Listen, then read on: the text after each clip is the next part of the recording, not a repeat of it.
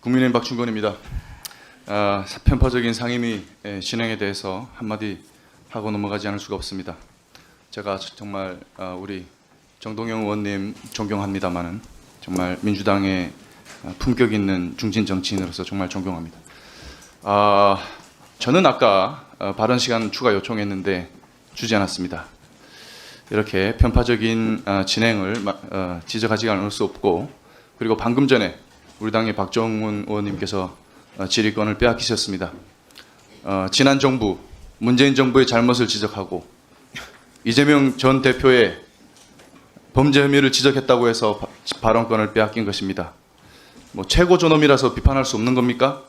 자기들은 윤석열 대통령을 내란수개라고 하고 우리 당을 향해서는 내란공범 정당이라고 부르고 해산해야 된다고 말하면서 우리가 비판하면은 입틀막 질문 안 하실 겁니까? 조금만 들으세요. 이게 질문입니까? 끼어들지 마십시오. 편파적인 진행에 대해서 얘기를 해야 되지 않겠습니까? 이거 그냥 편파적인 진행 넘어갑니까? 앞에서 얘기했고요. 이거 세우세요. 예, 질문하세요. 질문. 그래서 이런 부분에 대해서 말씀드리지 않을 수 없고 질의권을 회복해 주시기를 당부드리겠습니다. 이진숙 방통위원장님께 질의드리겠습니다. 더불어민주당과 언론노조는 신동호 EBS 사장 임명에 반발하고 있습니다. 2인 체제에서의 의결을 문제 삼고 있는 것이죠. 민주당과 언론노조는 유독 인사 문제에 있어서만 이 2인 체제를 문제 삼고 있습니다. 왜일까? 좌성향 언론 카르텔을 보호하기 위한 것이거나 언론 방송의 작용화 구조를 지키려는 의도, 아니면 둘 다가 아니겠습니까? 문제 삼는 근거는 박문진 이사진과 김유월 EBS 전 사장이 제기한 임명정지 가처분이 인용된 것을 근거로 삼고 있습니다. 그러나 이건 일방적인 주장입니다. 위원장님, KBS 전임 이사진과 감사가 제기한 임명 집행정지 소송들은 어떻게 됐습니까? 모두 기각되지 않았습니까? 기각됐습니다. 그렇죠. 이와 관련해서 법원은 방통위 2인 의결에 절차적 하자는 있을 수 있으나 대통령 임명권이라는 넓은 재량을 고려할 때 이를 무효할 정도로 중대한 위법이라고 보기 어렵다라고 판단했습니다. 그리고 2인 체제 의결을 문제 삼았던 이진숙 위원장님의 탄핵소추안도 헌재에서 기각됐죠. 관련해서 헌재는 국회가 방통위원을 추천하지 않으면 방통위는 일하지 말라는 것인가라고 지적했습니다. 다시 말해서 방통위를 2인 체제로 만든 것에 대해 국회에도 책임을 물은 것이고 절차적 하자가 있음에도 불구하고 현실적 운영 필요성을 인정한 것입니다. 위원장님, 김유월 전 사장도 임명정지 가처분 소송을 내지 않았습니까? 이유가 뭐라고 보십니까? 저는 도무지 이해가 되지 않습니다. 임기가 다 되어서 새로운 신임 사장을 선임을 했고 새로운 신임 사장이 선임되는 순간 전직 사장은 자동적으로 면직이 됩니다. 그리고 아까 김장겸 의원께서도 지적하셨듯이 퇴직금 6천만 원 가량을 받아가셨고 금 5돈과 랩탑을 받아가신 걸로 들었습니다. 본인이 스스로 인정했던 퇴임인데 다만 아쉬운 것은 그것이 법원에서 가처분이 인용되었다는 것입니다. 임기가 끝나고 새 사장이 한시바삐 직무를 수행할 수 있기를 바랍니다. 네, 김 전 사장님 임기는 3월에 만료가 됐죠. 그리고 공공기관에서 임기가 만료되면 후임자를 지정해야 됩니다. 지명해야 됩니다. 그게 당연한 절차고 이런 당연한 인사 조치인데도 불구하고 언론노조는 신동호 사장에 대해서 언론적폐, 정권 부역자라는 프레임을 씌워서 만회사냥하고 있습니다. 그러나 정작 EBS에서 퇴출돼야 될 인물은 신동호 사장이 아니라 유시춘 이사장입니다. 이런 인물이야말로 진정한 알박기 인사라고 할 수가 있겠습니다. 이 유 이사장은 작년 9월에 임기가 만료가 됐죠. 무려 7년째 자리를 지키면서 기득권을 누리고 있는 그런 인물입니다.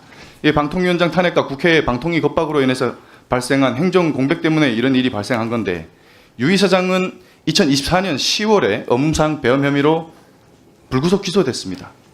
업무 추진비 약 1,900만 원을 사적으로 유용한 혐의죠. 그리고 작년 4월 EBS 감사실은 유 이사장이 사적으로 유용한 업무 추진비를 회수하고 주의 징계 조치 처분할 것을 김유월 전 사장에게 통보했습니다. 전 사장님, 지난해 국정감사에서 검찰 수사 중이기 때문에 환수 조치하지 못했다라고 답변하셨는데 지금까지 감사실에 회수 결정이 있음에도 불구하고 집행하지 않았던 사례 있습니까? 예, 지금까지 안 하고 있습니다. 지금까지 없었죠. 예, 아니 그 말씀이 드린 게 아니고 그러니까 지금까지 회수 조치를 요거에 통보했는데 안 한 사례가 있습니까? 그 본인이 동의하는 범위 내에서만 회수가 됐습니다.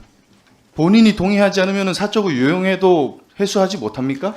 회수를 할 수가 없습니다. 그 다음에 회수를 하려면 그 법원에다가 EBS가 소를 제기해서 강제로다가 왜 그거 회수를 해야 그러면 됩니다. 소를 제기하지 않습니까? 지금 지금 다시 돌아와서 업무에 복귀해 있지 않습니까? 지금 소가 진행되고 있기 때문에 왜 이분만 이런 특혜를 누리고 있는 겁니까? 특혜가 아니고요. 지금 소가 하고 있기 때문에 더 추가해서 소를 제기하면 환수 금액보다 소송 비용이 훨씬 높습니다. 소송 비용은 높아도 부당한 것은 부당한 처벌을 받아야 됩니다. 그렇지 않겠어요? 지금 법원에서 소가 진행이 돼서 소 결과에 따라서 그 환수할 계획을 갖고 있습니다. 유 이사장은 애초에 임명 때부터 문제가 많았습니다. 자녀가 대마초를 밀반입한 혐의로 2018년 10월 대법원에서 징역 3년형을 확정받았습니다. 그리고 임명된 유 이사장이 임명된 시점은 이미 자녀가 2심에서 실형을 선고받고 구속된 상태였어요. 그러나 유 이사장은 반성이나 사퇴는커녕 오히려 무죄를 주장하면서 재수사를 촉구하게 됐습니다. 문재인 정부에서 임명한 한상혁 방통위원장 체제에 비호가 있었기 때문일 겁니다. 아무래도 EBS는 교육의 가치를 가장 우선에 두어야 할 공영기관입니다. 그런 기관에 이사장 자리에 이처럼 부도덕하고 무책임한 사람이 가당키나 합니까? 우리 아이들이 뭘 보고 배우겠습니까? 언론 노조가 비판해야 될 사람은 신동호 사장이 아니라 법적 정당성도 도덕성도 갖추지 못한 유시춘 이사장입니다. 이재명 대표가 법인카드